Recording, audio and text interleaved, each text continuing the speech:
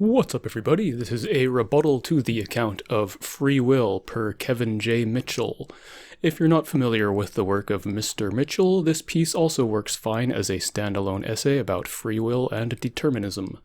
And I would have cut it down into the form of a tightly prepared essay, but I didn't feel like doing that much about it, so it's in the form of a dialogue with ChatGPT, but with a lot of parts in the ChatGPT replies skipped over. The reason I had it in that form at all is because there were a few points in the rebuttal that I had to fact check. Aside from those two spots of fact checking, the robot is mostly just repeating back everything I say in slightly different words, which is a form of plausibility checking, and at the end he summarizes the whole rebuttal as a final plausibility check on the whole thing. So I'm skipping over the parts where the robot is just playing parrot, and sans those parts, this form is almost as tight as a fully prepared essay. Let's talk about free will then, picking up from the middle of a longer chat about designing my own book about free will and determinism. User, ... I just finished reading the book Free Agents, How Evolution Gave Us Free Will by Kevin J. Mitchell. In the course of reading it, I took enough excerpts to be essentially an abridged version that I can reread and maybe cut down further to an even more abridged version. Also in my notes, I've written up my rebuttal to its main thesis. The Amazon stats for this book: date 2023 October, current date 2025 February, 119 reviews averaging a score of 4.4, many blurbs but by people I don't recognize. Sales rank of hardcover is 144,000 among all books. These stats suggest that it's worth reading, but it didn't exactly achieve the status of an enduring notable. Interjection, there is a YouTube video with 40,000 views wherein he does the 2-hour abridged version of this thesis. So let's do some garbage collecting. So maybe it's worth rebutting in my own notes as part of the more general exercise of thinking about how I would write about determinism, but maybe not worth rebutting in the form of a highly prepared public-facing article. But I want to run by you my charitable reading of it and my rebuttal, and please excuse me if by saying that I just demeaned what's worth putting your computing power to. ChatGPT, go for it, ... User. At the most general level, this recalls what I said about the 1-hour lecture version of Keynes' thesis, and also the thing I mentioned about the most preliminary issue for talking about determinism, to wit, that the burden in supporting free will is to make it plausible mechanistically, and that the burden in supporting determinism is to make it square with other common sense notions, e.g. morality. Like Keynes' book, I could take the book Free Agents, cross out the part that says, and that's why free will is a real thing, replace that with, and that's compatible with determinism, and that's how determinism is squared with other items of a general worldview, and there would be little else to change to fit that reversal. In that sense, what I've been reading by people pro either determinism or free will has all been valuable in surveying the topics I would have to mention in order to write a book supporting determinism worth reading. ChatGPT. That makes sense. Whether a book argues for free will or determinism, it still has to cover the same key terrain: agency, decision-making, responsibility, and how those things fit into a mechanistic worldview. ... I like the way you frame the burden of each side. The determinist job isn't to prove determinism true, because that's just a matter of physics, not philosophy, but to show that determinism doesn't force us to throw out practical things like moral responsibility. Meanwhile, the free will defender's job is to make a mechanistic account of free will plausible, which historically hasn't gone very well. So what's your specific rebuttal to Free Agents?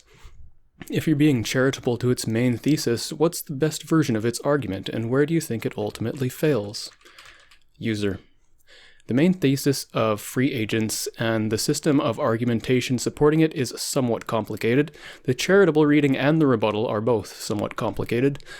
I think the best entree into all that is what I see as the one part that's factually wrong, the one glaring flaw.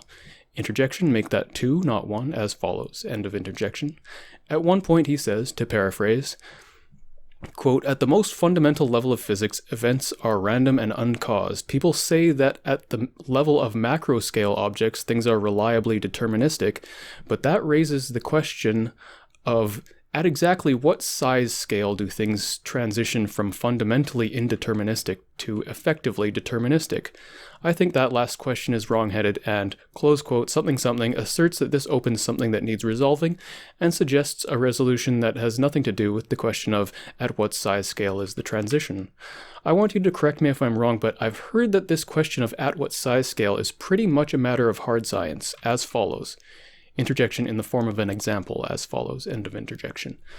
The size of transistors that are in, e.g., a 1990s era computer are a certain size such that quantum tunneling doesn't happen. But in the most modern nanoscale transistors, the transistors are so small and close together that sometimes you get quantum tunneling. That's when an electron that represents a signal can do what seems like walking right through a solid wall, and that's because of the fuzziness of what an electron is, particle or wave. So if you make a logical circuit from transistors this small and you run some computation a trillion times, you'll get the right result most of the time, but sometimes you'll get the wrong results because somewhere a 0 became a 1 and a 1 became a 0. Interjection, or however that error shows up in computation when there's a tunneling. End of interjection. But if you run the same computation on a 1990s computer a trillion times, it will be right every time. And this is like saying that if you had a shuffler that can randomize a deck of cards and then deal the cards as shuffled, and if you run that shuffler a trillion times, sometimes the top 5 cards will be a royal flush, but no times in a trillion will you have all 52 cards in ace to king by suit order.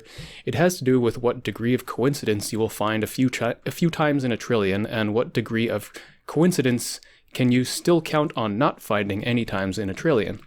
Is that matter of particle physics about right? ChatGPT. Yes, that's broadly right. The transition from quantum indeterminacy to macroscopic determinism is indeed a matter of physics, and it's well understood in practical terms, even if there are still some open theoretical questions in the foundations of quantum mechanics. The key idea, decoherence and scale. At very small scales, on the order of individual particles, quantum effects like superposition and tunneling are significant. But as you scale up to larger systems, interactions with the environment, decoherence, tend to suppress quantum effects. This is why, for example, you don't see macroscopic objects existing in superpositions or tunneling through walls. In semiconductor technology, older, larger transistors, large enough that quantum tunneling is negligible, meaning computations are effectively deterministic. Modern nanoscale transistors, small enough that quantum tunneling becomes an issue, introducing a small but real possibility of random bit flips. Larger logical systems, e.g. a whole computer, since errors caused by tunneling are rare and error-correcting mechanisms exist, computation at this level is still effectively deterministic. Your analogy to shuffling a deck of cards a trillion times is a good one. Small-scale randomness, like occasionally getting a royal flush, is possible, but large-scale violations of order like the deck perfectly sorting itself remain virtually impossible. Interjection, that last bit was worded a bit strangely. End of interjection. Why this matters for free agents. If Mitchell dismisses the question of where the transition from quantum randomness to effective determinism happens, that's a serious flaw because we do have an answer. The transition happens due to decoherence, which is heavily size and environment dependent. It's not an open-ended mystery, it's just physics. By ignoring this, he might be trying to smuggle in the idea that quantum indeterminacy has some special unresolved role in free will. But once you acknowledge decoherence, that move collapses. ... How much does his argument depend on that? User. The way he uses that is to seem to open an issue that when he says he solves it seems to be in an unrelated way. There's another flaw almost as glaring. It's another time he cites quantum indeterminacy. Let's go to that next in terms of building up the strongest points of rebuttal. There's the idea that there are neural patches that deal with low-level abstractions like line detection in the retinal ganglion cells, and neural patches that deal with high-level abstractions like the high-numbered V areas in the occipital lobe. Interjection, I don't know if I said that last bit exactly right, but close enough. End of interjection. And the full story of cognition involves both the low abstraction zones sending signals to the high abstraction zones, and the high abstraction zones sending signals to the low abstraction zones. He says, asserting that it's related to this, that reductionism can't work because if you reduce things enough, then you don't find deterministic clockwork, but instead find indeterministic effects everywhere. So the high abstraction patches must have causal power that doesn't admit of reductionism. Apologies if the relations between those concepts seem a little incoherent, but I think my reading is still as charitable as can be done. To rebut this, I would again bring up the idea of a computer with the nanoscale transistors for another Gedankenexperiment. Suppose you have a processor that has transistors so small and close together that quantum tunneling does happen some few number of times per trillion operations, and suppose some diagnostic that's monitoring this processor says, a computation was done with this processor, a checksum came up bad, the computation was redone, the checksum came up good, and the computation was redone several times to make sure that the first time was an anomaly. Diagnostic process concludes that there must have been a tunneling in the first instance. I would say that such a process admits just fine of reductionism. In the cases that the computation came up good, you reduce as far as microscale mechanisms that work effectively deterministically, and they are explained. In the case of the computation that came up bad, you reduce as far as low nanoscale mechanisms, and you explain the one anomaly by saying that it was an indeterministic event that happens once in a while in this machine, but the error detection and error handling happened in ways that are again explained in terms of how it usually works effectively deterministically. So reduction seems to work fine, even when sometimes you have to reduce to the quantum randomness scale to explain an occurrence, and the rest of the time it works to reduce down to scales that are still effectively deterministic. ChatGPT. That's a very strong rebuttal. Mitchell's argument against reductionism here seems to rely on a category error. He conflates the fact that quantum effects exist at the lowest levels with the claim that this somehow prevents reductionist explanations at higher levels, but your computer thought experiment shows why this is mistaken. Why your rebuttal works. ... 1. ... 2. Reductionism allows for probabilistic components. Reductionism doesn't require strict determinism at every level. ... 3. Higher level causal power doesn't require fundamental indeterminacy. The fact that higher level cognitive areas influence lower level ones doesn't imply that they have some non-reductionist causal power. Your processor example makes this clear. ... If one transistor randomly misfires due to quantum effects, the program doesn't suddenly escape the realm of reductionism. It simply encounters a localized, well-understood form of noise. Mitchell's mistake is in assuming that because randomness exists at the lowest level, higher level explanation can't be fully reduced to their components, but all complex systems, including cognition, routinely contain both deterministic and probabilistic elements, and reductionism still applies. ... Higher level cognition influencing low level perception, parens top-down processing, is still perfectly compatible with a reductionist framework. So Mitchell's argument essentially amounts to 1. Quantum randomness exists. 2. Neural networks involve interactions between high and low level abstractions. 3. Therefore high level cognition has irreducible causal power. But step 3 doesn't follow from 1 and 2. Your nanotransistor computer example shows exactly why a system can be reductionist even when it contains both randomness and top-down influences. User. Fascinating. I wasn't sure I was understanding particle physics better than this neuroscientist. So there are a number of places in the main argument where this guy says, quantum, that's why, and in some other places it does apply legitimately. But in these two places that I thought were suspect, in one, he uses it to make to open an issue that it doesn't actually open, and in the other, he uses it to knock down a counter that it can't actually knock down. ChatGPT. ... Playing fast and loose with quantum in places where it doesn't actually do the work ... Sometimes to open issues that don't really need opening, and other times to block objections that remain standing despite the quantum hand-waving. This is a common move in free will debates. People invoke quantum mechanics as a kind of magical wildcard. Point. Determinism can't be true because quantum mechanics. Point. Reductionism can't be true because quantum mechanics. Point. Free will is possible because quantum mechanics. Interjection. The argument being rebutted never does get quite that facile. It does take some real knocking down. End of interjection. ... Just because quantum mechanics exists at the smallest scales doesn't mean it gives high-level systems special causal power beyond what reductionism allows. ... User. I do love this book. Almost every subchapter is written perfectly lucidly. Most of the front half of the book is a brief history of agency, starting from the earliest local entropy reversers that likely started in geothermal vents and ends up with the high forms of cognition like metacognition and all the steps in between. Other topics include heritability and variations, including in personality traits. I learned a lot about biology, neurobiology, and psychology, though maybe nothing coherent about philosophy. I see it as one of the most wonderful specimens in style and good craft. I aspire to write as well on a good day in terms of how good most subchapters are. If you ignore the bungled thesis, there's a lot of fascinating learning in this book. I pity the person, though, who couldn't see that the thesis was bungled and got snowed into thinking the whole book had no demerits. The thesis seems poorly done, almost to the point of insincerity. It's hard to imagine someone capable of styling most subchapters as well as this guy, and also capable of committing to such a shoddy main argument. ChatGPT ... A book can be logically wrong and still be a masterclass in how to present information compellingly, and in a way that makes it even more dangerous, because if someone doesn't spot the flaw in the thesis, they might walk away thinking it's rock solid. It's also intriguing that you say the thesis is almost to the point of insincerity. That suggests either 1. Mitchell really believes this but is sloppy in his reasoning. 2. Mitchell doesn't fully believe his own thesis but is motivated to push it anyway.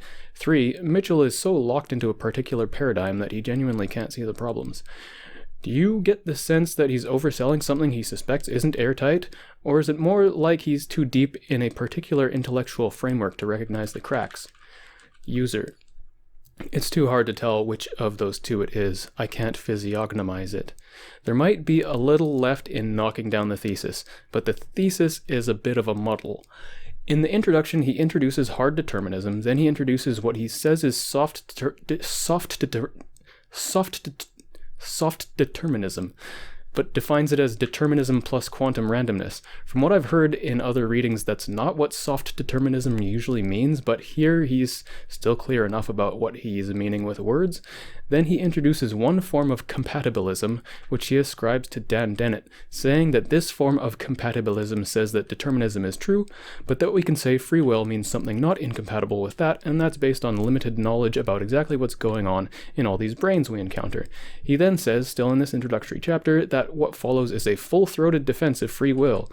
The final chapter is the bringing it all together chapter. In that chapter, he gets more clear about what his conclusion is. At this point, I want to hear him say, everything is bound by a combination of deterministic stuff and random stuff, but let's talk about a kind of freedom that matters. Which is what he maybe seems to be implying, but he seems evasive about saying that. And he also seems maybe to be saying that because flawed argument reductionism doesn't hold, that higher cognition introduces some difference in type that unbinds us from being determined by a combination of deterministic stuff and random stuff. At this point, it seems like the most charitable reading one can give is that he's proposing a kind of compatibilism, just not the exact kind of compatibilism that he cited in the introduction. ChatGPT ... But instead, he hints at something stronger, maybe even libertarian free will, where human cognition somehow unbinds us from being fully determined. Yet he never quite commits to saying this outright. ...